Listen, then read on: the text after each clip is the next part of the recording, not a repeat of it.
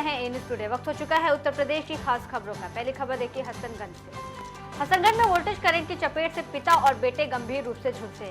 बता दें कि चिड़ियारी गांव में मेले और दंगल के आयोजन के लिए खिलौने की दुकान लगाते समय लोहे की पाइप लगाने के दौरान हाई वोल्टेज लाइन पाइप पे छूने से करंट लगा। दोनों की हालत गंभीर है। डॉक्टर ने लखनऊ के KGMU में रेफर किया। अमित शर्मा की देखिए अगली खबर। पुलिस, स्वाट और सर्विलांस टीम की 2 चेन लुटेरे बदमाशों से हुई पुलिस की मुठभेड़। घायल बदमाश गिरफ्तार हुए। कब्जे से लूटी गई 2 अदद चेन। घटना में प्रयुक्त मोटरसाइकिल, 1 अदद अवैध तमंचा, 315 बोर में 4 जिंदा कारतूस, 315 बोर और 2 अदद खोखा कारतूस, 315 बोर बरामद किया गया। घायल अभियुक्त को जिला अस्पताल भेजा गया। आरोपियों के विरुद्ध अग्रिम आवश्यक विधिक कार्रवाई की जा रही है।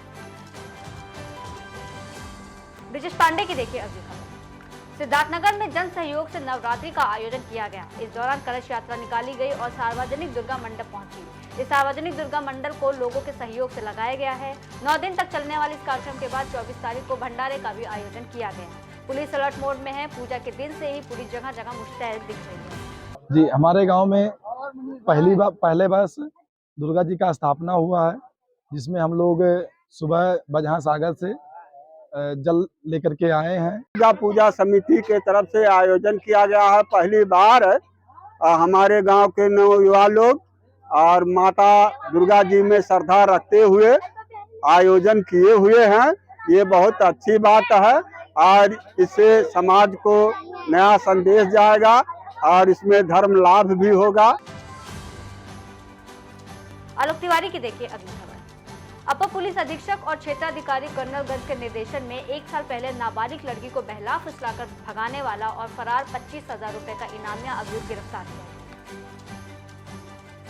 पुलिस ने शांति भंग में 2 व्यक्ति को किया गिरफ्तार। अभियुक्त गढ़ों का निरोधात्मक कार्रवाई के अंतर्गत चालान कर न्यायालय रवाना किया गया। बढ़ते अगली खबर की ओर देखिए आलोक तिवारी। विश्वविद्यालय स्थापना को लेकर छात्र पंचायत के बैनर तले हजारों की संख्या में महारैली में शामिल हुए छात्र। डीएम कार्यालय के दरवाजे पर चस्पा किया गया। ये प्रशासन अंधा हो चुका है, ये प्रशासन बहरा हो चुका है, ये प्रशासन किसी नेता के खास कहने से काम कर रहा है। क्योंकि आज हम लोग ज्ञापन देने आए थे, इतनी संख्या में आए थे। डीएम मैडम के पास समय है गांव-गांव चौपाल लगाने का। 1 घंटे से यहाँ धूप में छात्र बैठे हुए हैं। एक छात्र भाई हमारा बेहोश हो जाता है और हमें देख के डीएम साहब गाड़ी में भाग जाती हैं। ये सब फर्जी तरीके से काम कर रहे हैं। और गोंडा में विश्वविद्यालय स्थापना को लेकर आज हम ज्ञापन देने आए थे। हमारी मांगे नहीं मानी गई तो हम लोग सब कुछ करेंगे। आज तो केवल उदाहरण था।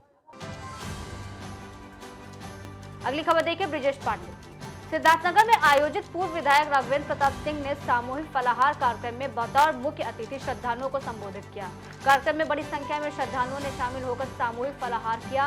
कार्यक्रम का आरंभ मां जगत जननी दुर्गे का विधि विधान से पूजा अर्चना करके किया गया। इस दौरान विधायक राघवेंद्र सिंह का माल्यार्पण कर स्वागत और अभिनंदन किया गया। दुर्गा की आराधना के लिए नवरात्र का पावन पर्व सबसे महत्वपूर्ण होता है, विशेष रूप से शारदीय नवरात्र। आज जनपद के प्रमुख मंदिरों का दर्शन, पूजन और यहाँ का कार्यक्रम फलाहार। और 19 तारीख की बात है तो 19 तारीख को काला पे मां बनवासी के स्थान पर 1.25 लाख देसी घी के दीपक जलाए जाए। और ये यात्रा इसलिए भी हम लोग बहुत सीमित दायरे में ही चल रहे हैं। इसी बहाने हम निरीक्षण भी करेंगे, प्रशासन की भी व्यवस्था देखेंगे। कहीं कोई गड़बड़ी होगी तो उसको प्रशासन को सूचना दे करके भी। ब्रिजेश पांडे की देखिए अगली खबर। लोकसभा चुनाव के मद्देनजर वोटर चेतना महाअभियान कार्यशाला का आयोजन किया गया। इस कार्यशाला में भाजपा के वरिष्ठ नेता, पदाधिकारी और कार्यकर्ताओं ने शिरकत की। कार्यशाला के बारे में बताते हुए पूर्व मंत्री सतीश द्विवेदी और जिला प्रभारी राम जियावान मौर्य ने कहा कि चुनाव आयोग द्वारा अभी प्रथम चरण में वोटरों को बढ़ाने का अभियान चलाया गया था। दूसरा अभियान 4 नवंबर से दिसंबर के आखिर तक चलाना है। ऐसे में ये कार्यशाला इसलिए आयोजित की गई कि जो भी वोटर छूट गए हैं या जो भी युवा 18 साल की उम्र में पहुंचे हैं, उनका हर हाल में मतदाता पहचान पत्र बनाकर उन्हें वोटर बनाया जाए ताकि वो अपने वोट का उपयोग कर सके। उन्होंने कहा कि इसके अलावा जिन लोगों की मृत्यु हो गई है या जो लोग कहीं और चले गए हैं, उनका नाम भी काटा जा सके।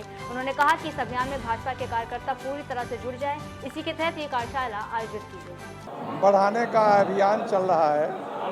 भारतीय जनता पार्टी एक राजनीतिक दल है, तो हमारी जिम्मेदारी बनती है कि हम भारत सरकार और उत्तर प्रदेश सरकार चलाते हैं तो नागरिकों का जो 18 वर्ष की आयु पूरा कर लेते हैं 1 जनवरी 2024 को, उनको हम मतदाता बनाएं, उनको हम जागरूक करें और स्वयं आगे बढ़ करके एक नागरिक के नाते, एक कार्यकर्ता के नाते हम समाज, क्योंकि ये लोकतंत्र में मतदाता ही देश का भविष्य तय करता है।